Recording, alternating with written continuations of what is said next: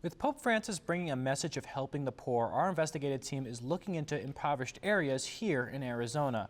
Cronkite News reporter Sonny Scott takes an in-depth look at one of the communities in the valley coping with chronic poverty. According to the National Center for Children in Poverty, about 400,000 children in Arizona live in poverty. That's about 26% of all kids. But in the small town of Guadalupe, nearly half of them live below the poverty line. And our investigation found it's not only about being poor, but also finding a way out. From the luxury landscape of the Arizona Grand Resort and its finely landscaped golf course, you can see the town of Guadalupe, one of the poorest communities in Arizona. Its houses run down, some made out of adobe, plywood, or just plain straw siding. For more than a century, Guadalupe has been the homestead for the YAQUI tribe and other Hispanics. Nearly all of them are persistently poor. David Verdugo has been in Guadalupe all his life and lives with his grandmother. Poverty is all he knows. I just thought it was normal. Until I started growing up and realizing, oh, we're poor.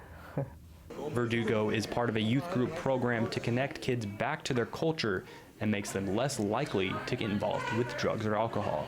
According to the U.S. Census Bureau, 31% of the estimated 6,000 people in Guadalupe are living below the poverty line. Poverty, though, is so vicious that it doesn't allow people sometimes to get out from under its thumb. And people sometimes get so worn down they don't even see the possibilities of how to escape poverty. Garcia says half of Arizonans living below the poverty line are Latino, and many won't achieve a high school or college education. Having a higher education is a difficult challenge here in Guadalupe. 53.9% of the people have a high school education, but only 5.3% have a bachelor's degree or higher. And Arizona is going to drop to a second or third tier state, and it could be on a permanent basis if we don't correct it. Education is the great equalizer when you come out of poverty. MARINA Gonzalez started an after-school program because parents wanted educational tutoring. Over half of the kids in Guadalupe will not graduate high school, and our goal is to make sure every kid in our program graduates. She says it's difficult to keep students in school and keep them focused. Education is one big problem. A lot of our kids are below grade level. At Frank Elementary, the only school in the town, nearly 90% of the students qualify for free or reduced lunch, and their first language is Spanish. If they don't close the gap early, by the time they get to high school, they're very frustrated, and they tend to drop out. ANITA SOTO helps out at a local youth group program, but tells a different story about this isolated community. But you got to see beyond the dilapidated houses, beyond the little stores. You got to see the in-depth, our heart. Look at our heart.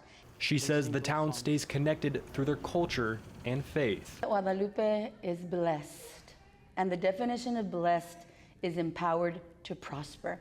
Verdugo wants to go to college and become a football player, but caring for his grandmother is his full-time job now. She's everything. She's my inspiration.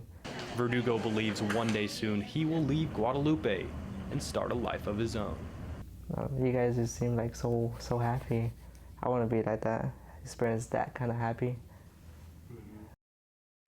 Unemployment and reliance on welfare also creates strain financially in areas like Guadalupe, since the state is hard-pressed to pay for new programs. That's leading some millennials growing up in poverty to look at life differently and the possibility of moving away from places like Guadalupe and getting better jobs. With the investigative team, I'm Sonny Scott, Cronkite News.